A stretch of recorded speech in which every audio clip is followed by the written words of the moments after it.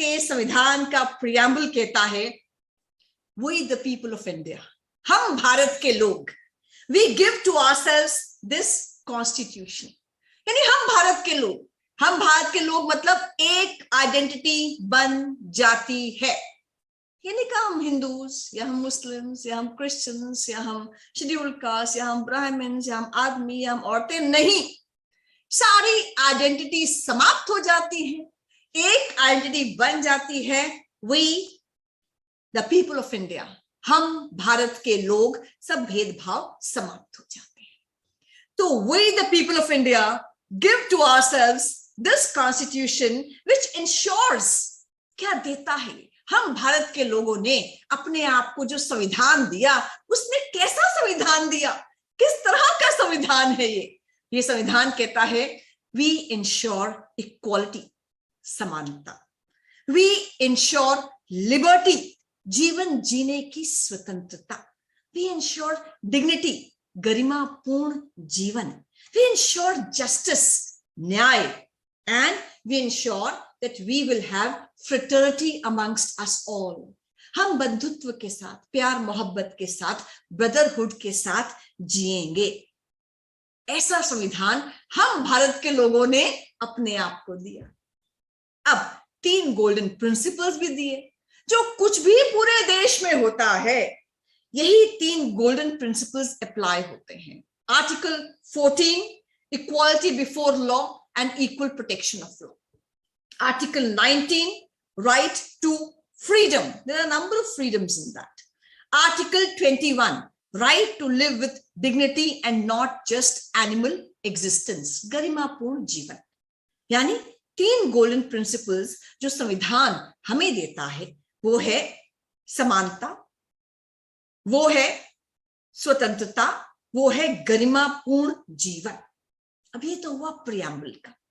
अब 2 प्रश्न अगर मैं वागेश्वरी मैम से पूछूं कि मैम ये कॉन्स्टिट्यूशन तो आ गया हमारे पास, लगभग 70 साल पहले आ गया, तो क्या 135 करोड़ लोगों के ऊपर ये जो संविधान है, ये पूरा का पूरा लागू होता है? 70 साल तो हो गए, हमारे 75 साल हो गए इंडिपेंडेंस को। क्या 135 करोड़ लोगों के ऊपर ये पूरा संविधान लागू होता है? Answer is so to say no.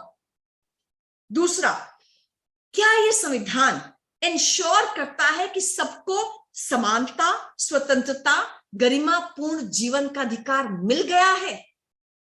The answer is no, so to say. इन दोनों प्रश्नों का उत्तर ना कैसे है?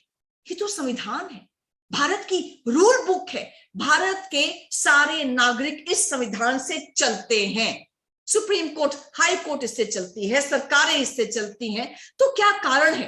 कानून है हमारे पास, संविधान है हमारे पास, सरकार है हमारे पास। क्या कारण है कि एक विधान इस देश में नहीं आ पाया, वन नेशन वन लॉ नहीं आ पाया, and right to live with dignity irrespective of caste, race, religion, gender नहीं आ पाए? पहले मैं शुरू करूंगी डेफिनेशन से। ये तो कौन कहता है कि यूनिफॉर्म सिविल कोड नहीं है? Sorry, we have uniform civil code. हमारे पास यूनिफॉर्म सिविल कोड भी है, यूनिफॉर्म क्रिमिनल कोड भी है, यूनिफॉर्म फैमिली कोड नहीं है बस। तो यूनिफॉर्म क्रिमिनल कोड है, यानी कोई भी हत्या करेगा, कोई भी सेक्सुअल असॉल्ट करेगा, कोई भी चोरी करेगा, तो आंख पर पट्टी बांधी हुई है न्याय की देवी ने, सबको समान पनिशमेंट मिलेगी। यूनिफॉर्म सिविल कोड भी है हमारे पास। कोई कॉन्ट्रैक्ट साइन करेगा, कोई सेल परचेज ऑफ प्रॉपर्टी करेगा, कोई आजकल तो पीजी बहुत खुल रहे हैं ना, आसपास कॉलेजेस खुल गई हैं, तो कोई स्टूडेंट जाएगा और रेंट पर प्रॉपर्टी लेगा, तो वो एग्रीमेंट साइन करेगा, लीज एग्रीमेंट। कोई किसी का धर्म, जाति, नो, यूनिफॉर्म सिविल कोड है हमारे पास। सिर्फ और सिर्फ नहीं है तो यूनिफॉर्म फैमिली लॉ नहीं है। इसमें केवल 4 बातें आती हैं, केवल 4 बातें यूनिफॉर्म फैमिली लॉ में। पहला, मैरिज के कानून, दूसरा डाइवोर्स के कानून, तीसरा सक्सेशन यानी उत्तराधिकार, जो बच्चा होगा उसको माँ बाप की प्रॉपर्टी कैसे मिलेगी, सक्सेशन के कानून। और चौथा है एडॉप्शन, यानी बच्चा नहीं हुआ, आपने किसी बच्चे को एडॉप्ट करना है तो वो आप एडॉप्शन कैसे कर सकते हैं। केवल इन 4 बातों के लिए कानून बनने हैं, बाकी यूनिफॉर्म सिविल लॉ है आपके पास, तो बहुत अधिक बर्डन नहीं है ना सरकार के सिर पर ना आपके सिर पर। केवल 4 इश्यूज पर कानून बनना है। मैं रिपीट करूंगी, मैरिज, डिवोर्स, सक्सेशन और एडॉप्शन। अब बहुत सुंदर ढंग से प्रमोद जी ने हमें बताया आर्टिकल 44 के बारे में, और मैं वेट कर रही थी और आर्टिकल 37 भी आ गया। Thank you so much Pramod ji. Article 44 जब पढ़े, आर्टिकल 37 को साथ ही पढ़े। आर्टिकल 44 क्या कहता है, directive principles of state policy का, the state shall endeavour to secure for all its citizens uniform civil code, यानी स्टेट पूरी कोशिश करेगा कि सभी हमारे नागरिकों के लिए समान नागरिक संहिता लेकर आए। हाँ, ये इन्फोर्सेबल नहीं है। देश की जो दशा थी ना उस समय, ऐसे नहीं थी इसको हम ला सके। दिशा सही थी और दिशा सही आगे भी रहे, इसलिए directive principles of state policy में लाया गया, राज्य के दिशा निर्देशक तत्वों में लाया गया कि राज्य की दिशा क्या होनी चाहिए। आर्टिकल 37 भी पढ़िएगा साथ में। आर्टिकल 37 कहता है कॉन्स्टिट्यूशन का, these principles will be fundamental in the governance of the country and it shall be the duty of the state to apply these principles in making laws। यानी एक मैंडेट दिया गया है, सरकारों जब भी कोई कानून बनाओ, जब भी कोई पॉलिसी बनाओ, इन प्रिंसिपल्स को आपको अप्लाई करना ही करना है। ये आवश्यक है, शैल वर्ड यूज किया गया है, करना ही करना है इन प्रिंसिपल्स को, यानी यूनिफॉर्म सिविल कोड और बाकी डायरेक्टिव प्रिंसिपल्स को इस्तेमाल करना है जब भी आप कानून बनाएं, इनके आधार पर ही बनाना है। प्रेम्बल ने कहा सेक्युलर कंट्री है, स्टेट हैज नो रिलीजन, फिर स्टेट डिस्क्रिमिनेट कैसे कर रहा है? आइए आपको इस सफर पर ले चलती हूँ, इस पूरी जर्नी पर ले चलती हूँ। It's a beautiful journey, you will enjoy this journey. Journey कहां से शुरू होती है? 2000 साल पहले से। 2000 साल पहले यहां मैं वैदिक काल में आपको ले चलती हूं।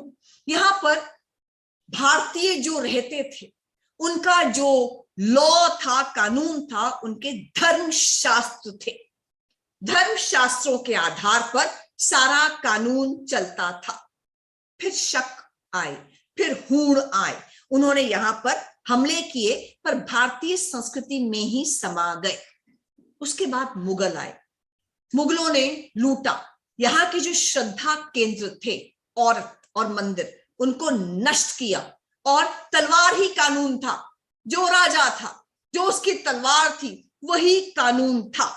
फिर आया औरंगजेब का राज। औरंगजेब ने पूरी दुनिया से लगभग 500 मुस्लिम स्कॉलर्स को इकट्ठा किया, सबको उसने इकट्ठा किया और कई साल तक बिठाया और कहा कि आप यहां भारत में जो मुस्लिम समाज है उसके लिए कानून बनाइए, शरिया बेस्ड कानून बनाइए कि कानून किस आधार पर होना चाहिए। व्यक्ति का कानून, परिवार का कानून, समाज का कानून, इकोनॉमी कैसे चले, टैक्सेशन कैसे हो, बैंकिंग कैसे हो, पूरा का पूरा कानून बनाइए। कई साल तक ये 500 से अधिक मुस्लिम स्कॉलर्स औरंगजेब के राज में बैठे। इन्होंने जितने भी इस्लामिक टेनेट्स हैं, बुक्स हैं, सबका अध्ययन किया और इन्होंने एक किताब निकाली जो 36 वॉल्यूम्स में थी, फतवा आलमगिरी। तो फतवा आलमगिरी जो उन्होंने किताब निकाली, जो 30 वॉल्यूम्स में थी, अभी कंप्रेस होके 6 वॉल्यूम्स में है। इसके आधार पर साउथ एशिया में इस्लामिक कोड ऑफ लॉ लाया गया। इस्लामिक कोड ऑफ लॉ जो फतवा आलमगिरी था, उसके 4 आधार थे। पहला, होली कुरान की आयतें थी उसके अंदर। दूसरा, हदीथ यानी लाइफ ऑफ प्रॉफिट मोहम्मद उसके अंदर था, हदीथ। तीसरा, इज्मा यानी इस्लामिक स्कॉलर्स के बीच में जो कंसेंसस होता है डिस्कशन और डिबेट के बाद, वो यहां लिखा गया। और चौथा, इस्तेहाद यानी कुछ बातों पर अगर होली कुरान भी साइलेंट है, हदीस भी साइलेंट है, तो उनकी रोशनी में जब स्कॉलर्स बैठते हैं तो वो कैसे उन प्रॉब्लम्स का सॉल्यूशन निकालते हैं वो लिखा गया। This was the basis of sharia. तो शरिया का कानून यहां पर मुस्लिम समाज के लिए लाया गया।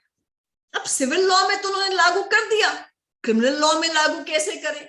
ये तो अरब से आया हुआ कानून था, देखा जाए तो वहां अरब का समाज अलग था, रहन सहन अलग था, खान पान अलग था, यहाँ का टोटली डिफरेंट था। तो क्रिमिनल लॉ कैसे लागू करें? क्योंकि क्रिमिनल लॉ तो क्या था इसमें शरिया का, हाथ के बदले हाथ, आंख के बदले आंख। यहां पर तो अगर महिला का रेप हो जाता था तो 4 मेल विटनेसेस की आवश्यकता होती थी। वो कहे रेप हुआ है तो हुआ है, अगर ये प्रूव नहीं कर पाई महिला और 4 विटनेसेस को नहीं ला पाई तो विमेन के ऊपर, उसके विक्टिम के ऊपर एडल्ट्री का चार्ज लगाकर पत्थर या कोड़े मारकर उसकी हत्या कर दी जाती थी। तो सिविल कानून तो लागू हो गया, क्रिमिनल कानून शरिया का लागू नहीं हो पाया। तो जो भी यहां सिविल लॉ रहा औरंगजेब के जमाने से, वो फतवा आलमगिरी में कोडिफाइड है, लिखा हुआ है। ये तो अरबी में था, इसको इंटरप्रेट कौन करेगा? तो इंटरप्रेट करेगा काजी, काजी के पास नहीं हो पाता इंटरप्रेट तो उलेमा करेगा। यानी फिर इट वाज सब्जेक्टिव, जो जैसा इंटरप्रेट कर देगा वैसा ही कानून हो जाएगा। तो करते करते जब मुगलों का समय गया, ब्रिटिशर्स आए, ब्रिटिशर ने कहा we will not interfere with your laws, तुमने जैसा रहना है रहो, हमें तो हमारे लूट के सामान से मतलब है, हम तो यहां से सामान लूट कर बाहर जाना चाहते, तुम्हें जहां रहना है रहो। लेकिन क्या हुआ उस समय कि 1857 की क्रांति हो गई। 1857 का फर्स्ट वॉर ऑफ इंडिपेंडेंस हो गया 1857। अब उसमें ईस्ट इंडिया कंपनी तो हाथ खड़े कर दिए, हमारे बस का नहीं है भारत को चलाना, रानी तुम ही आओ। तो वहां महारानी का शासन शुरू हो गया, यहाँ यूके की रानी का राज हो गया। तो इस पूरे समय में सबने यही कहा we will not interfere with your laws, we have just come to govern, we want our revenue, we want our money and we will rule here, we will not interfere with your personal laws. कहा तो सही, लेकिन यहां आ जाती है दो अलग अलग बातें। क्या हुआ, जो हिंदू समाज था वहां लगातार जो समाज सुधारक थे वो खड़े होते गए, समाज से आवाजें आती गई, समाज सुधारकों की आवाजें आती गई। उन्होंने कहा सती प्रथा खत्म करो ना, सती प्रथा को। एक समय में आई थी जब यहाँ पर लोग औरतों को उठाकर ले जाते थे, आदमी मर गया तो औरतें अपने आप को स्वाहा कर देती थी, अब क्या जरूरत है, हटाओ इस सती प्रथा को।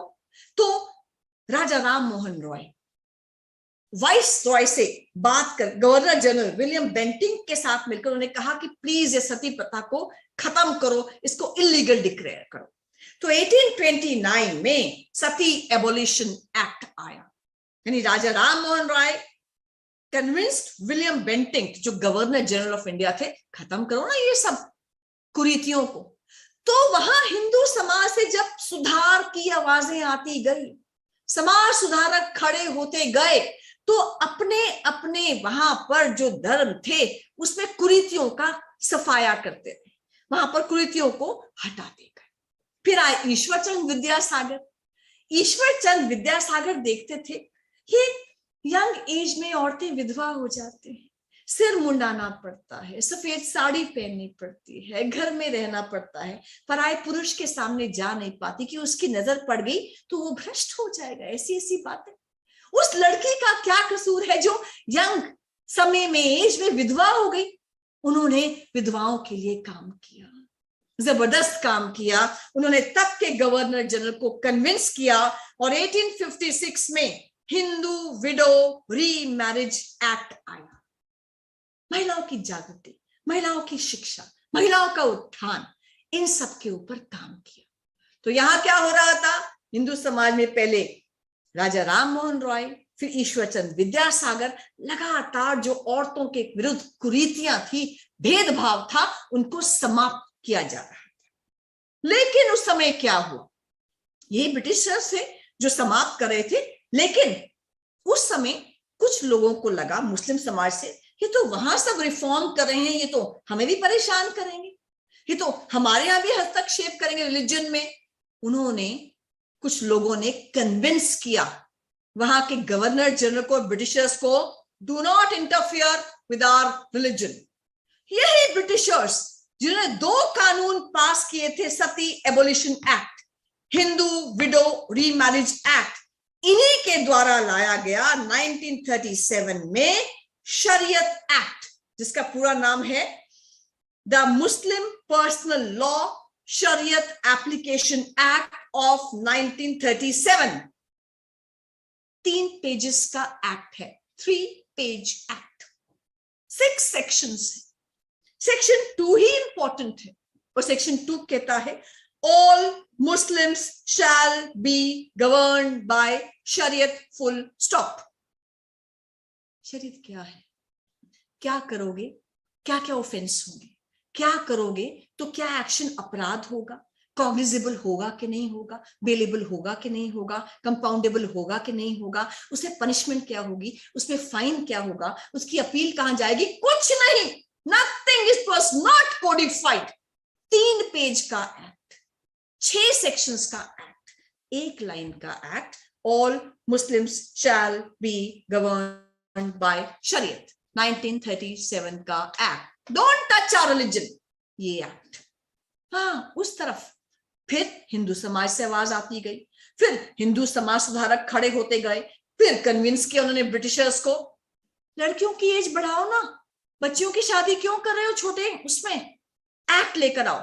फिर आया शारदा एक्ट, शारदा एक्ट आया 1929 में, the child marriage restraint act 1929 called Sharda act. Sharda act में they fix the marriage of girls and boys. उन्होंने कहा कि लड़कियों की शादी होगी जब वो 14 साल की हो जाएंगी, लड़कों की शादी होगी जब वो 18 साल के हो जाएंगे। तो एज ऑफ मैरिज को रेज किया गया। उसके बाद 1937 में आया देशमुख एक्ट, और देशमुख एक्ट क्या था कि जो हिंदू विधवा हैं उनको प्रॉपर्टी में हिस्सा क्यों नहीं, 3 भाई हैं, अगर एक मर गया तो उसकी प्रॉपर्टी कहां जाएगी, विधवा को क्यों नहीं मिलती है, तो विधवा को भी उतना ही शेयर मिलना चाहिए जो बेटे को मिलता है। इसके लिए आया Hindu women rights to property act 1937। 1937 में ही आप देखो यहां पर हिंदू विधवाओं को जो बेटे का शेयर है उतना प्रॉपर्टी में शेयर दिया जा रहा था, पर वहां पर शरीयत एक्ट आ गया 1937, same year, do not touch here, do not see here, do not reform here. तो ये जो बयार है, ये समाज से ही आवाजें आती गई, ये समाज सुधारक ही ऊपर खड़े होते गए, ब्रिटिशर से कहा एक्ट लाओ, कुरीतियों को हटाओ, चेंज करो। फिर भारत स्वतंत्र हो गया। 1947 में भारत स्वतंत्र हो गया, कॉन्स्टिट्यूएंट असेंबली बैठी, कॉन्स्टिट्यूएंट असेंबली में एक स्वर उठा कि 1 नेशन 1 लॉ। 1000 साल की गुलामी के बाद आज हम स्वतंत्र हो रहे हैं, सबके ऊपर एक ही कानून होना चाहिए। अगर पट्टी बंधी हुई है कानून की देवी के ऊपर, वो देखेगी थोड़ी ना, पट्टी नीचे करके कौन सामने खड़ा है उसको नहीं देखना है, उसको देखना है ये एक्शन हुआ है, अपराध हुआ है, उसका जुर्म की सजा देनी है, इसमें वो भेदभाव क्यों करेगी। तो एक आवाज आई 1 nation 1 law, uniform civil code. Ambedkar ji भी इसके हिमायती थे। लेकिन उस समय क्या हुआ था आप देखिए, तभी तभी पाकिस्तान बना था, तभी तभी बांग्लादेश बना था, भारत के 2 टुकड़े हुए थे, भारत की 2 बाहें काटकर फेंक दी गई थी। उस समय वैमनस्य की स्थिति थी, लोग सेटल डाउन नहीं हुए थे, पार्टीशन हुआ था, करोड़ों लोग वहां से यहां आ रहे थे, यहां से वहां जा रहे थे, अनसेटल्ड था सारा। तो उस समय दशा ठीक नहीं थी, लोगों ने कहा the time has not come for uniform civil code, दशा ठीक नहीं है, let things settle down, let things settle down, we will have uniform civil code. इसको directive principle of state policy में लेकर आओ कि दिशा यही होगी। अभी दशा ठीक नहीं है, हम लेकर आएंगे, जरूर लेकर आएंगे, अभी हमारी कंडीशन नहीं है लाने की। लेकिन उसके लगभग 5 साल के बाद पूरा का पूरा हिंदू कोड बिल ले आए, हिंदू सोसाइटी में हिंदू लॉ को चेंज किया गया, रिफॉर्म किया गया, कोडिफाई कर दिया गया, पूरे के पूरे हिंदू समाज के लॉ को चेंज कर दिया गया। हिंदू कोड बिल आया 1956 में, 4 लॉज आए। पहला 1955 में आया हिंदू मैरिज एक्ट, 1956 में आया हिंदू सक्सेशन एक्ट, 1956 में ही आया Hindu minority and guardianship act और Hindu adoption and maintenance act.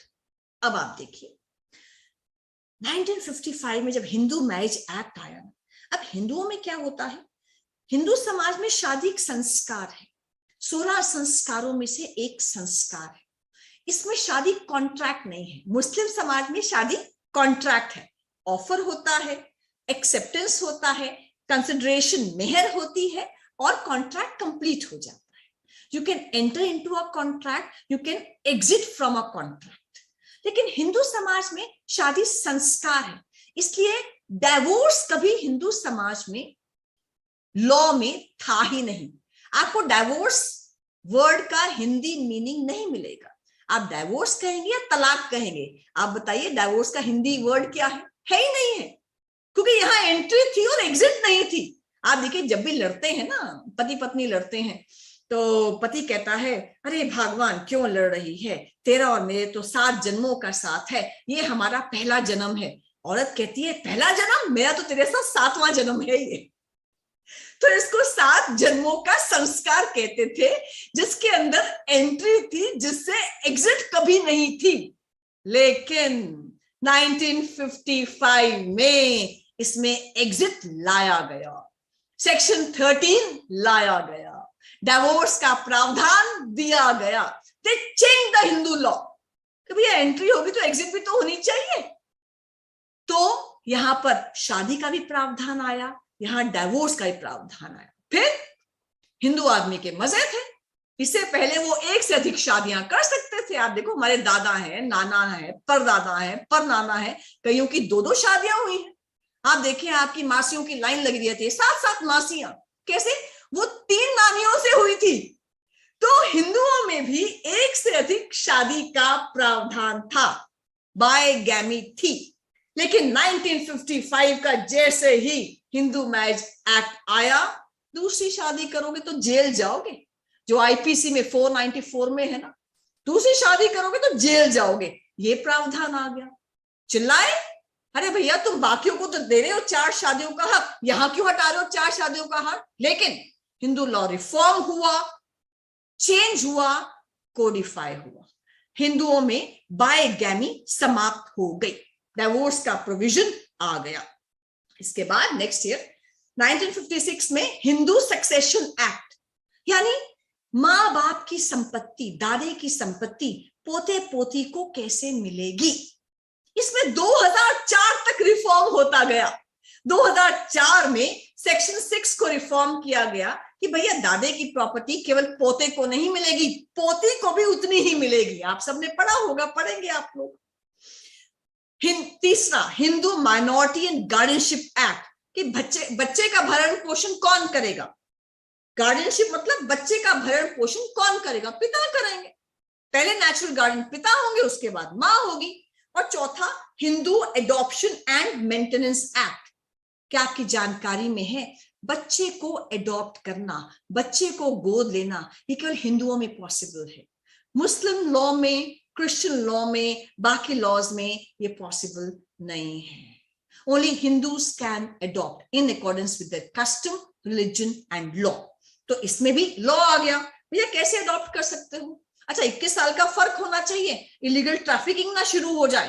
तो पूरा कोडिफाई किया गया, यानी क्या एक्शन है, क्या अपराध होगा, ये सजा होगी, उसकी अपील कहां जाएगी, फिर अपील कहां जाएगी, पूरा लिखा गया। किसी पंडित को आपको दिखाने की जरूरत नहीं है, आप खुद पढ़ सकते हैं। ये कानून है, मैं पढ़ सकता हूं या पढ़ सकती हूं इस कानून को। ये होता है कोडिफिकेशन। अंबेडकर जी ने कहा 80% जो जनसंख्या है उसके लॉ को रिफॉर्म कर रहे हो, कोडिफाई कर रहे हो, अब बाकी 13-14% को क्यों नहीं करते? उनको भी करो, इनके लिए समय आ गया, उनके लिए समय नहीं आया। पर नेहरू जी ने कहा अभी समय नहीं आया। फेयर इनफ, लेकिन वो समय आज तक नहीं आया क्या? But thank God we have Supreme Court. उसने लगातार यूनिफॉर्मिटी लाने की कोशिश की है, मैं दिखाऊंगी कैसे। अब तो ये हमें क्लियर हो गया है। अच्छा, उस समय विरोध हुआ जब हिंदू लॉ को ये चेंज कर रहे थे, कोडिफाई कर रहे थे, रिफॉर्म कर रहे थे, भयंकर विरोध हुआ। उस समय के जो प्रेसिडेंट थे राजेंद्र प्रसाद जी, वो कहते हैं मैं इस एक्ट बिल के ऊपर साइन नहीं करूंगा, ये एक्ट नहीं बन पाएगा। उस समय के बाकी भी जो कंजर्वेटिव फोर्सेस थी, उन्होंने कहा कि कैसे, आपने हमसे बात नहीं की, विचार विमर्श नहीं किया, कैसे चेंज कर दोगे इसको, हम विरोध में खड़े हो जाएंगे, हम सड़कों पर उतर आएंगे। लेकिन उस सब विरोध को दरकिनार करके सरकार ने पूरे लॉ को कोडिफाई कर दिया कि जितने भी प्रैक्टिसेस हैं जो औरतों के खिलाफ हैं, औरतों के गरिमापूर्ण जीवन के खिलाफ हैं, औरतों के सम्मान और समानता के खिलाफ है, उन सब कुरीतियों को हटा दिया और हिंदू लॉ को रिफॉर्म और कोडिफाई कर दिया। अब मैं आती हूं क्रिश्चियन पर्सनल लॉ के ऊपर। अब देखिए, दो बड़ी इंपॉर्टेंट बातें हैं जो हमें दिखता है पर हम नजरअंदाज कर देते हैं। क्रिश्चियन पर्सनल लॉ में दो बातें रही। पहला, ब्रिटिशर्स भी क्रिश्चियन थे, तो कस्टम, रिलीजियस प्रैक्टिसेस सब सेम थी, तो वो समझते थे, वो पूरा माइंडसेट समझते थे। तो ब्रिटिशर्स भी क्रिश्चियंस थे, यहाँ के जो हमारे क्रिश्चियंस थे, रिलीजियस प्रैक्टिसेस, बहुत कुछ कॉमन था। दूसरा, क्रिश्चियन समाज से भी आवाजें आई, चेंज करो ना, ये हमारे अगेंस्ट में, औरतों के अगेंस्ट में चेंज करो ना। तो चारों उनके एक्ट आ गए। जैसे ब्रिटिशर्स लेकर आए 1872 में Indian Christian marriage act 1872, Britishers लेकर आए इंडियन डाइवोर्स एक्ट 1869, तीसरा लेकर आए गार्डियनशिप एंड वार्ड्स एक्ट 1890, चौथा लेकर आए इंडियन सक्सेशन एक्ट 1865, एडॉप्शन तो होता ही नहीं है। चारों एक्ट लाकर क्रिश्चियन जो प्रैक्टिसेस थी उनको भी कोडिफाई कर दिया गया। आज कोई भी क्रिश्चियन पोप के पास, पोप तो बहुत ऊंचे हैं, वो अपने किसी फादर के पास, प्रीस्ट के पास नहीं जाते हैं, भैया बताना देखकर मेरा कानून क्या कहता है। नो नो वे, वो घर में बैठकर इंटरनेट पर सर्च करके देख सकते हैं, अपने लॉ बुक्स पढ़ सकते हैं, ये करूंगा ये अपराध होगा, ये सजा मिलेगी, ये अपराध होगा कंपाउंडेबल है, मैं छूट जाऊंगा, ये कर सकता हूं, ये नहीं कर सकता हूं, क्लियर है। Information and knowledge is power, codification is important. तो क्रिश्चियन लॉ का भी, पर्सनल लॉस का, मैं कह सकती हूं यूनिफॉर्मिटी उनकी भी हो गई। फिर कुछ एनोमलीज थी, कुछ विरोधाभास थे। अब जो क्रिश्चियन आदमी था वो कहता, अच्छा वाइफ ने एक्स्ट्रा मैरिटल अफेयर किया है, मैं इसको डाइवोर्स दे सकता हूं। सेक्शन 10 कहता है इंडियन क्रिश्चियन मैरिज एक्ट का, डिवोर्स के ग्राउंड्स। लेकिन जो वाइफ है, वाइफ के लिए क्या प्रूव करना था, अच्छा हस्बैंड एक्स्ट्रा मैरिटल अफेयर कर रहा है, पर साथ में वो क्रूअल भी है, साथ में उसने डिजर्शन भी किया है मेरा, तभी वो डाइवोर्स ले सकती थी। क्रिश्चियन महिलाएं गई कोर्ट में, सुप्रीम कोर्ट में, क्या है भाई, वो सिर्फ प्रूव करेगा मेरा एक्स्ट्रा मैरिटल अफेयर था, उसको डाइवोर्स मिल जाएगा। मुझे एडिशनल ग्राउंड्स प्रूव करने पड़ेंगे, क्रूअल भी है और उसने छोड़ भी दिया है, ऐसा क्यों, खत्म करो इस एनोमली को। कोर्ट्स ने खत्म कर दिया। तो ऐसी ही जो एनोमलीज थी, कॉन्ट्रडिक्शंस थी, वो समाज से ही आवाजें आई, समाज ने उसको दूर करने का प्रयास किया। जस्टिस विक्रमजीत सेन के पास में ऐसे ही केस आया कि जो हिंदूज हैं वो जब फाइल करते हैं म्यूचुअल कंसेंट डाइवोर्स, तो उनको 1 साल वेट करना पड़ता है, लेकिन जो क्रिश्चियंस है उनको 2 साल वेट करना पड़ता है। तब ये टाइम फ्रेम था, क्यों भैया हमें भी 1 साल की वेट कराओ, हम 2 साल तक वेट क्यों करें।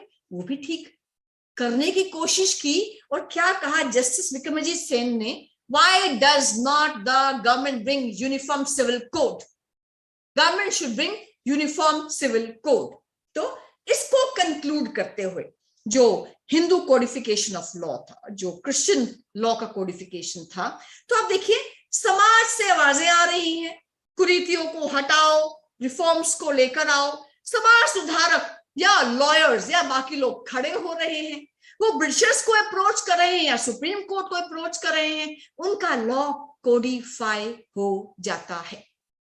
लेकिन एक हेजिटेशन रही मुस्लिम लॉ को कोडिफाई और रिफॉर्म करने के लिए। पहला, समाज से आवाज नहीं आई। दूसरा, कोई समाज सुधारक ने ब्रिटिशर्स को अप्रोच नहीं किया कि इस कुरीति के खिलाफ लॉ बनाओ। और तीसरा, सरकारों पर दबाव आया, टच मी नॉट की policy, dare you touch the law, इसलिए एक हेजिटेशन रही। सरकारों को लगा हमें क्या, तुम्हें जैसा रहना है। ये एक हेजिटेशन लगातार दिखी और इसीलिए कोडिफाई नहीं हो पाया। आप देखिए, जो इसमें मैं कहती हूँ एक सबसे बड़ी जजमेंट रही ना, जिसने शायद इस रिफॉर्म को मुस्लिम समाज में 35 साल के लिए पीछे धकेल दिया, वो 1952 की जजमेंट थी, state of Bombay versus Narasu Appa Mali की जजमेंट। पढ़ी होगी आपने। हुआ क्या, भारत आजाद हुआ 1947 में, 1950 में कॉन्स्टिट्यूशन बन गया, संविधान बन गया, सिर मुंडाते ही ओले पड़े, लिटरली ये हुआ। तो जैसे ही संविधान बना, कुछ हमारा जो देश है वो पटरी पर आ रहा था। तभी 1952 में एक नरसू अप्पा माली था, उसने दूसरी शादी कर ली। दूसरी शादी की तो उसका आया, भैया तुझे 6 महीने की जेल होगी, तुझे फाइन अलग देना पड़ेगा। उसने कहा क्यों? उसने चैलेंज कर दिया जो Hindu bigamous, prevention of Hindu bigamous marriages का लॉ था, महाराष्ट्र में उसको चैलेंज किया। और जो मुस्लिम्स को अलाउ होता था एक से अधिक शादियां, उसको चैलेंज किया। वो कोर्ट में गया। बहुत ही बढ़िया जजेस थे, जजेस MC Chagla, very very progressive जज, जो बाद में एजुकेशन मिनिस्टर भी बने। और दूसरे जो जज थे गजेंद्र गढ़कर, वेरी इंटेलिजेंट जजेस, वेरी मेच्योर जजेस। पर कई बार होता है एक मेच्योर कलम से भी ऐसा ऐसा विनाश का कोई जजमेंट लिखा जाता है जिससे समाज का बहुत नुकसान हो जाता है। तो ये नरसू अप्पा माली कोर्ट में गया। उसने कहा भैया तुम मुझे जेल में क्यों डाल रहे हो? मेरा हिंदू धर्म में एक अभिन्न अंग होता है हिंदू धर्म का पिंडदान करना। पिंडदान लड़का ही कर सकता है। पहली शादी से मेरे को केवल लड़कियां हैं, मुझे दूसरी शादी करने की जरूरत पड़ रही है क्योंकि मुझे लड़का चाहिए। लड़का होगा, मैं मरूंगा तो पिंडदान करेगा। तो मेरे रिलीजियस राइट है पिंडदान की। आप आर्टिकल 25 फ्रीडम ऑफ रिलीजन का अधिकार मुझसे कैसे छीन सकते हो? मुझे अलाउ करो, मैं 2 शादियां कर सकता हूं। और जो मेरे खिलाफ ये आया है ना, 6 महीने की सजा होगी, इसको खत्म करो। या सबको अधिकार दो 2 शादियों का, या किसी को अधिकार मत दो 2 शादियों का। बात तो ठीक कह रहा था वो। उसने आर्टिकल 13 का हवाला दिया। आर्टिकल 13 क्या कहता है कॉन्स्टिट्यूशन का, कि कोई भी कानून अगर भारत की आजादी से पहले का बना हुआ है और वो कानून फंडामेंटल राइट्स के अगेंस्ट में है, समानता, स्वतंत्रता के, गरिमापूर्ण जीवन के अधिकार के अगेंस्ट में है, वो निरस्त माना जाएगा, वो वॉइड माना जाएगा। All laws in force before the coming of the Constitution of India, if they are in contravention or violation of the fundamental rights, will be considered as void. उसने कहा ये तो तीनों अधिकारों के अगेंस्ट में है। आप बोलो कि ये जो कानून बना है कि मुझे एक से ज्यादा शादियां अलाउड नहीं है, या मुस्लिम समाज में एक से ज्यादा शादी अलाउड है, इसको आप निरस्त कीजिए। समानता है, मेरा आर्टिकल 14 है, आर्टिकल 19 है, आर्टिकल 21 है, आर्टिकल 25 है। अब इस पर लगातार बहस चली, वेरी इंपॉर्टेंट कॉन्स्टिट्यूशनल पॉइंट, लगातार बहस चली। पर शायद उस समय कुछ मजबूरियां रही होंगी। जो डिसीजन आया इतने मेच्योर जजेस से, वो डिसीजन क्या आया कि आर्टिकल 13 कहता है कि कोई भी लॉ इन फोर्स है भारत के संविधान के आने से पहले, वो कॉन्स्टिट्यूशनल राइट्स का वायलेशन करता है, that will be considered as void, वो खत्म माना जाएगा, वो इलीगल माना जाएगा। लेकिन जो पर्सनल लॉज हैं उनको आर्टिकल 13 में लॉ नहीं माना जाएगा। सिंपल वर्ड्स में, पर्सनल लॉज जो हैं, किसी भी धर्म के पर्सनल लॉज हैं, उनको आर्टिकल 13 से बाहर रखा गया। ये जो जजमेंट आ गई ना, कितनी शाह बानोज थी, शायरा बानोज थी, कोर्ट में गई होंगी, पुलिस के पास गई होंगी, हम पर अत्याचार हो रहा है, हमारी मदद करो, ये कुरीति है, हमें इससे बचाओ। कोर्ट ने दरवाजे बंद कर दिए, कोर्ट ने डिसमिस कर दी। कोर्ट ने कहा नरसू अप्पा माली की जजमेंट पढ़ लो, आपके पर्सनल लॉज में हम दखल नहीं दे सकते। आपके पर्सनल लॉ अगर मौलिक अधिकारों के अगेंस्ट में भी हैं, फंडामेंटल राइट्स के अगेंस्ट में भी हैं, we will keep our hands off. आपको हम न्याय नहीं दे सकते, आपको हम जस्टिस नहीं दे सकते। इस डिवीजन बेंच जजमेंट की कोई अपील सुप्रीम कोर्ट में फाइल नहीं की गई। 35 साल के बाद, मैं पूरा खत्म करूंगी सर एक बार, 35 साल के बाद 1985 में शाहबानो खड़ी होती है। 65 साल की महिला, 5 बच्चे थे उसके 1985 में। उसके पति मोहम्मद अहमद खान बहुत बड़े वकील थे इंदौर के। तो मोहम्मद खान को उनका मन आ गया, एक जवान लड़की के ऊपर मन आ गया, अधिक सुंदर लड़की पर मन आ गया, उन्होंने उससे शादी कर ली। तो शाहबानो और जो दूसरी वाइफ थी वो एक ही घर में, एक ही छत के नीचे रहते थे। कई सालों तक वो इकट्ठे रहे। लगभग कई सालों के बाद इन्होंने, शायद उसके कहने पे क्या होगा, शाहबानो को घर से बाहर निकाल दिया। वो चुप रही। उसको 200 रुपया पर मंथ देते थे, वो पैसा ले लेती थी। सडनली उसकी मेंटेनेंस बंद कर दी कि मेंटेनेंस नहीं दूंगा। अब शाहबानो थी, साथ में 5 बच्चे थे, छोटा बच्चा छोटा ही होगा, जो सबसे छोटा बच्चा था। अब वो कहां जाए? किसी वकील ने कहा मेंटेनेंस का केस फाइल कर दो, क्रिमिनल लॉ तो सबके लिए बराबर है। तो 125 सीआरपीसी में उसने मेंटेनेंस के प्रावधान में केस फाइल कर दिया।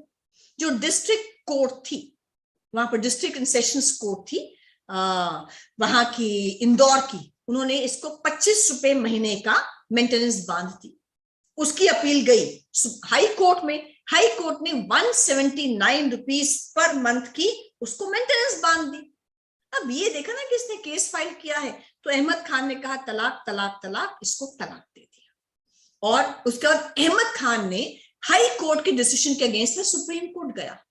उसने कहा देखिए, मेरा मुस्लिम पर्सनल लॉ कहता है कि मैं अगर तलाक तलाक तलाक बोलता हूं, मुझे मेहर का अमाउंट वापस करना है, और 3 महीने का जो इद्दत पीरियड होता है, 3 महीने का 3 मेंस्ट्रुएशन साइकिल्स का जो पीरियड होता है, उसमें इसको मेंटेनेंस देनी है। 5,400 रुपए में दे रहा हूं इसका मेहर अमाउंट, और साथ में 3 महीने का मेंटेनेंस अमाउंट। बात खत्म। मुझे इसको 1 रुपया भी और देने का नहीं बनता, और कोर्ट्स मुझे नहीं कह सकते। सुप्रीम कोर्ट में 2 जजेस के सामने केस गया। सुप्रीम कोर्ट ने 5 जजेस की बेंच बिठाई। 5 जजेस ने कई समय तक इसके ऊपर पूरी आर्ग्यूमेंट सुनी, जजमेंट रिजर्व की और जजमेंट दी, और कहा कि जो इंदौर हाई कोर्ट का जजमेंट है उसको अपहोल्ड किया कि वो वैलिड है, क्योंकि 125 सीआरपीसी जो मेंटेनेंस का है वो क्रिमिनल लॉ है, दिस एप्लीकेबल ऑन और इररिस्पेक्टिव ऑफ रिलीजन। अब कोर्ट ने तो कह दिया, पर बवाल मच गया। यहां जो all India Muslim personal law board है, उसने इसको मेजर नेशनल इशू बना दिया। This is interference with the religion. धरने हुए, प्रदर्शन हुए, और उस समय की जो गवर्नमेंट थी, आप उस समय में जाकर देखिए, सबकी मजबूरियां थी। उस समय की जो गवर्नमेंट थी वो राजीव गांधी जी की गवर्नमेंट थी। वो बेचारे तो एयरक्राफ्ट चलाते चलाते पायलट थे। वो सडनली इंदिरा गांधी जी को की हत्या हो गई थी, सडनली उनको पॉलिटिक्स में उतरना पड़ा। उनको लोगों ने कहा कि ऑलरेडी आपका जो सिख वोट बैंक है आपसे खिसका पड़ा है, मुस्लिम वोट बैंक भी खिसक गया तो क्या होगा? तो उन्हीं का जो एक मेंबर ऑफ पार्लियामेंट है वो एक बिल लेकर आया, the Muslim women protection of rights on divorce act 1986, और पूरी सरकार ने उसका समर्थन कर दिया, यानी वो एक्ट बन गया। और ये जो एक्ट है क्या कहता था कि जो मुस्लिम व्यक्ति है, मेल है, वो अपनी पत्नी को केवल 3 महीने के इद्दत पीरियड में ही मेंटेनेंस देगा, उसके अलावा नहीं देगा। शाहबानो ने हाथ जोड़ लिए। उसने कहा मुझे माफ कर दो, मुझे किसी से कोई मेंटेनेंस नहीं चाहिए, ये हल्ला गुल्ला बंद करवा दो। अब आप देखिए, संविधान उसकी मदद को नहीं आ पाया, सुप्रीम कोर्ट चाहे भी कुछ नहीं कर पाई। It was a major decision. Supreme court का डिसीजन ओवरटर्न कर दिया गया था, but as an officer of the court जो कोर्ट में रोज होती हूँ, I have full faith in the constitution, full faith in supreme court. आप देखिए कितना ब्यूटीफुली कुछ समय के बाद सुप्रीम कोर्ट ने इस डिसीजन को ठीक किया और मुस्लिम महिला को मेंटेनेंस का हक दिया। वो कब हुआ? वो लगभग उसके 14-15 साल के बाद जो शाहबानो के वकील थे डेनियल लतीफी ने केस फाइल कर दिया सुप्रीम कोर्ट में। ब्यूटीफुल केस, पढ़ना चाहिए सबको। Daniel Latifi versus union of India 2001 में जो केस फाइल किया, उसमें क्या कहा? ये जो राजीव गांधी की गवर्नमेंट लॉ लेकर आई थी, जिस लॉ ने कहा कि केवल 3 महीने के लिए मेंटेनेंस देनी है, ये लॉ वॉइड है, ये लॉ गलत है। पर सुप्रीम कोर्ट ने उस लॉ को इतना ब्यूटीफुली इंटरप्रेट किया। उन्होंने कहा, सुप्रीम कोर्ट ने, कि होली कुरान की आयतों में कहा गया है कि रीजनेबल और fair provision of maintenance has to be done, यानी इतनी मेंटेनेंस लड़की को मिले, महिला को मिले, जो उसके पूरे जीवन काल के लिए बहुत हो। ये सारी मेंटेनेंस 3 महीने के अंदर दो, नहीं दे सकते तो इसकी इंस्टॉलमेंट्स बांध दी जाएं। यानी मुस्लिम महिला को भी मेंटेनेंस का उतना ही हक होगा, गुजारे भत्ते का, जीवन का भरण पोषण का उतना ही हक होगा जितना बाकी किसी को है। तो जो मुस्लिम आदमी है वो उसको पूरे जीवन काल के लिए मेंटेनेंस देगा, उन पहले 3 महीने के अंदर ही दे देगा, नहीं तो धीरे धीरे इंस्टॉलमेंट में पे करेगा। तो ये यूनिफॉर्मिटी है ना टुवर्ड्स मेंटेनेंस, ये सुप्रीम कोर्ट लेकर आया। अब आते हैं नेक्स्ट मैटर पर। यानी हेमा मालिनी और धर्मेंद्र का केस आप जानते हैं कि धर्मेंद्र ने पहली शादी की, प्रकाश कौर है उनकी पहली वाइफ का नाम। उसके बाद उन्होंने बिना उसको डाइवोर्स दिए दूसरी शादी कर ली हेमा मालिनी जी के साथ। ऐसा कई जगह पर हो रहा था, क्योंकि मुस्लिम समाज में 1 से अधिक शादियां अलाउड थी, पर हिंदू समाज में 1 से अधिक शादियां अलाउड नहीं थी। तो इसलिए धर्मेंद्र भी अगर प्रकाश कौर से शादी कर सकते थे और बाद में हेमा मालिनी से शादी कर सकते थे, ऐसे ही केसेस एक एनजीओ सुप्रीम कोर्ट में लेकर गई, Sarla Mudgal versus union of India. उन्होंने क्या कहा? उन्होंने कहा कि देखिए, जो हिंदू आदमी है वो एक शादी करता है, उसका इस्लाम ग्रहण करता है, फिर दूसरी शादी करता है, फिर इस्लाम ग्रहण करता है, फिर तीसरी शादी कर लेता है। तो इस कुरीति को रोकना चाहिए, ये महिलाओं के अगेंस्ट में भेदभाव है। तो कोर्ट ने इसको ब्यूटीफुली जो अपना डिसीजन दिया, उन्होंने कहा कि अगर आपकी शादी एक रिलीजन में हुई है, एक कस्टम के साथ में हुई है, अगर आपकी शादी हिंदू समाज के, हिंदू कस्टम्स के आधार पर हुई है, आपका डाइवोर्स भी उन्हीं कस्टम्स के आधार पर होगा, तभी आप दूसरी शादी कर सकते हो, अदरवाइज नहीं कर सकते हो। आप पर बाइगेमी का चार्ज लगेगा, आप जेल के अंदर जाओगे। तब से इस कुप्रथा पर रोक लगी। यानी आप जिस भी रिलीजियस प्रैक्टिस के अनुसार एक शादी करते हो, आपको उसमें डाइवोर्स लेना पड़ेगा, उसके बाद आपको दूसरी शादी आप करने में सक्षम हो। शायरा बानो का केस हम सबके सामने हुआ है। हम सबने सुप्रीम कोर्ट की जजमेंट्स को फॉलो किया, सुप्रीम कोर्ट की आर्ग्यूमेंट्स को फॉलो किया। सोशियोलॉजी की पीएचडी की छात्रा, 6, 7, 8 कितने अबॉर्शंस हुए थे उसको नहीं पता। दहेज के कारण कितनी प्रताड़ना होती, वो आपकी हमारी बहन हो सकती थी, बेटी हो सकती थी, वो कोई भी हो सकती थी। वो अपने इलाज के लिए, इलाज करवाने के बाद मायके गई हुई थी कि थोड़ा आराम करके आओगे। 2 बच्चे उसके, 14 साल का लड़का और 12 साल की लड़की।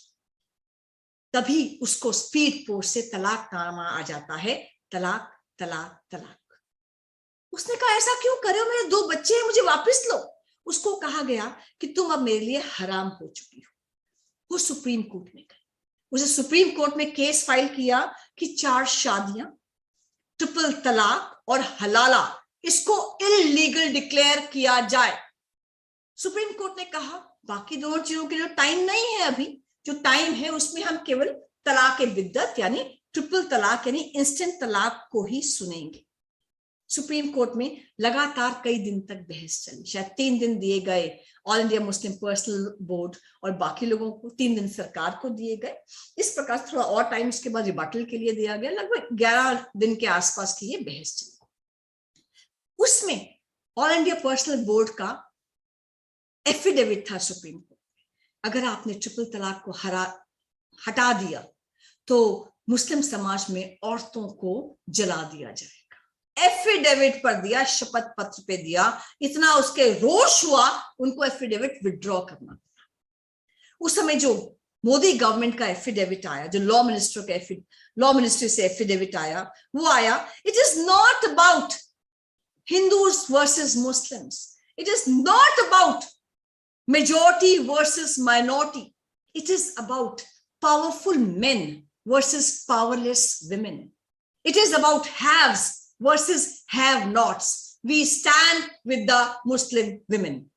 सुप्रीम कोर्ट ने अपनी 3-2 की जजमेंट से बोल दिया, ट्रिपल तलाक is said to be sinful in Quran, it cannot be good in law। यानी जो कुरान में कहा गया है ट्रिपल तलाक पाप है, जो मुस्लिम कंट्रीज ने उसको बैन कर दिया है या रेगुलेट कर दिया है, वो हिंदुस्तान में जायज और लॉफुल नहीं हो सकती। हम इसको वॉइड करार करते हैं, इसको हम कहते हैं कि वॉइड है, गलत है, इलीगल है। It is bad in Quran, bad in Islam and bad in law. Triple तलाक उसको समाप्त कर दिया, पर समाप्त तो कर दिया, ऑब्जर्वेशन की सरकार कि तुम कानून बनाओ। अब लड़कियां गई पुलिस स्टेशन कि भाई ट्रिपल तलाक तो खत्म हो गया है, मैं और मेरे बच्चे सड़क पर आ गए, हम क्या करें? पुलिस ने कहा हम कुछ नहीं कर सकते। कहाँ लिखा है, कानून कहाँ पर है, कहाँ है कि कॉग्निजेबल ऑफेंस है, हम पुलिस पकड़ सकते हैं उस व्यक्ति को? कहाँ लिखा है कि नॉन बेलेबल है, बेल ग्रांट नहीं होगी? कहाँ लिखा है? 2 साल लग गए, विरोध तो हुआ, 2 साल लग गए। कानून 2019 में बना, Muslim women protection of rights on marriage act 2019, जिसमें कहा गया it's a cognizable offence. Cognizable होता है कि पुलिस वाले उसका नोटिस ले सकते हैं। It's a non bailable offence. Non bailable होता है कि पुलिस के पास बेल नहीं होगी, कोर्ट में बेल होगी। It's a compoundable offence. आदमी कहता है सॉरी भैया, गलती होगी, भुलेखा हो गया, कंफ्यूजन होगी, मैं तो तलाक तलाक तलाक नहीं कह रहा था। तो वाइफ को हक है उसको माफ करने का और दोनों में सुलह हो सकती है। तो आज कोई अगर अपनी औरत को ये कह के तलाक तलाक तलाक घर से बाहर निकालता है छोटे बच्चों के साथ, तो लड़की बोल सकती है जेल जेल जेल। ट्रिपल तलाक के इंसिडेंट्स कम हुए हैं। ये जो कुरीति है इसको कम करने का काम, यूनिफॉर्मिटी लाने का काम ऐसा सुप्रीम कोर्ट ने किया। आखिरी 2 मिनट मैं अपनी बात समाप्त करूंगी। दिल्ली हाई कोर्ट में, सुप्रीम कोर्ट में कई सारे मैटर्स पेंडिंग है। ये मैटर्स हैं कि ट्रिपल तलाक तो समाप्त कर दिया, लेकिन आज भी महिलाएं हैं जिनको 3 महीने में 3 बार अगर तलाक कह दिया जाता है या 1 बार तलाक कह दिया जाता है और 3 महीने का गैप दिया जाता है, तलाक हो जाता है। औरत तलाक नहीं दे सकती, केवल आदमी तलाक दे सकता है। 4 शादियों के साथ क्यों रहे हम, 4 बीवियों के साथ क्यों रहे? हलाला जैसी इलीगल प्रोस्टिट्यूशन की प्रैक्टिस आज 21वीं सदी में क्यों है? ये केसेस हाई कोर्ट में और सुप्रीम कोर्ट में दोनों जगह पर पेंडिंग है। कोरोना काल था, 2 साल से कुछ हुआ नहीं, हो सकता है अभी आ गए।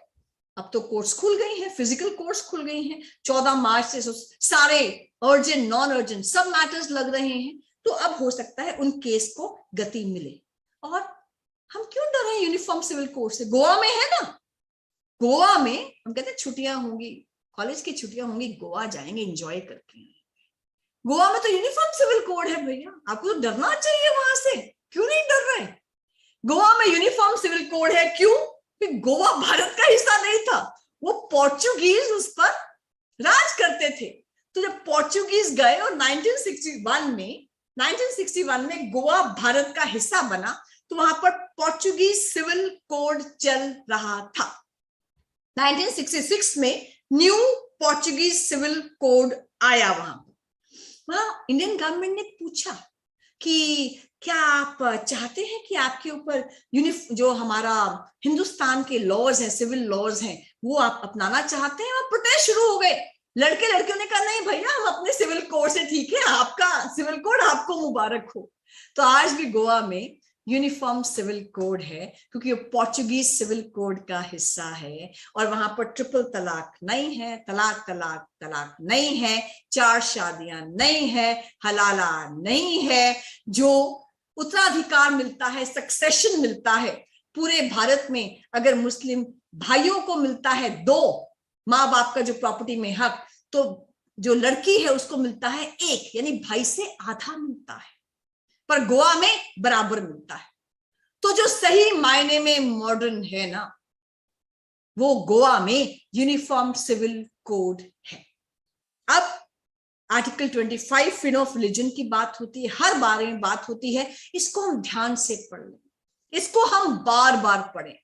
फ्रीडम ऑफ रिलीजन आर्टिकल 25 ये शुरू होता है, subject to public order, morality and health and subject to all other fundamental rights, all persons equally are entitled to freedom of conscience and right to freely profess, practice and propagate religion. यानी आपको समानता का अधिकार है, आपको स्वतंत्रता का अधिकार है, आपको गरिमापूर्ण जीवन का अधिकार है, लेकिन जो रिलीजन का अधिकार है, जो धर्म का अधिकार है, वो इन सबसे इंफीरियर राइट है। लोक व्यवस्था ठीक होगी, पब्लिक हेल्थ ठीक होगी, पब्लिक ऑर्डर ठीक होगा, नैतिकता के विरुद्ध नहीं होगा, समानता दोगे, सम्मान दोगे, गरिमापूर्ण जीवन दोगे, तभी और तभी धर्म की स्वतंत्रता है। इसका आर्टिकल 25 का भाग 2 कहता है कि जो स्टेट है, जो राज्य है, वो इसमें अपने कानून बना सकता है, अपने कानून बना सकता है समाज के इंटरेस्ट में। धर्म को रिफॉर्म करने के लिए जो सरकार है, राज्य है, वो कानून बना सकती है। अब यही बात है कि समाप्त करूंगी कि मैं एक लॉयर हूं, और लॉयर के नाते जो मैं इन केसेस को देखती हूँ, बहुत से केसेस में तो मैं ही हूं दूसरी साइड से, बहुत से केसेस देखती हूँ। और एक डिस्टिंक्ट केस मुझे याद है कि एक लड़की मेरे पास चेंबर में आई, उसने ट्राउजर्स पहने हुए थे, उसने टी शर्ट पहनी हुई थी, and she was beautiful and very alert. वो मेरे पास आई, पर उसकी आंखों में एक दर्द था। वो आकर मेरे पास बैठ गई ऐसे, उसने कहा ma'am do you take divorce cases? हमें लगा एक नया क्लाइंट आया है, मोटी फीस आएगी। हमने कहा हाँ हाँ हम तो इतने केसेस करते हैं। उसने कहा can you take my case also? मुझे लगा मेंटेनेंस का केस होगा, कि खूब पैसा चाहिए मेंटेनेंस के लिए। तो मैंने कहा क्या हुआ, what happened, you know my husband. मैंने कहा व्हाट हैपेंड? तो उसने कहा कि you know we live together for 10 years, then we got married, now we live together for 1 year, now he says he will marry again. मैंने कहा जंगल राज है क्या, कॉन्स्टिट्यूशन नहीं है यहाँ पर क्या, यहाँ पर रूल ऑफ लॉ नहीं है यहाँ पर क्या, ऐसा कैसे डिस्क्रिमिनेशन करेगा, 2 शादी करेगा जेल में जाएगा। उसने कहा ma'am you haven't asked my name. अब तुम वकील को कह रहे हो कि वकील ने कुछ पूछा नहीं, तो उसकी ईगो हर्ट हो जाती है। तो उसने, मैंने भी शेक्सपियर अंदाज में कह दिया what is there in name.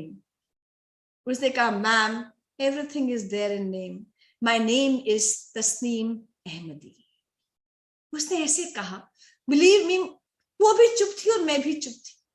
कोई कानून चुप था, कॉन्स्टिट्यूशन चुप था, पुलिस चुप थी, कोर्ट्स चुप थी, जस्टिस न्याय चुप था।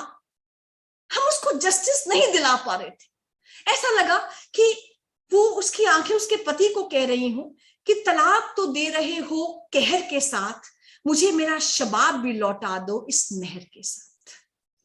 ऐसे लगा कि उसकी आंखें सुप्रीम कोर्ट को कह रही हूं कि गलती मत कर देना, कि वह दौर भी देखा है तारीख की इन आंखों ने, कि लम्हों ने खता की है, सदियों ने सजा पाई है, कि ट्रिपल तलाक पर ठीक जजमेंट देना।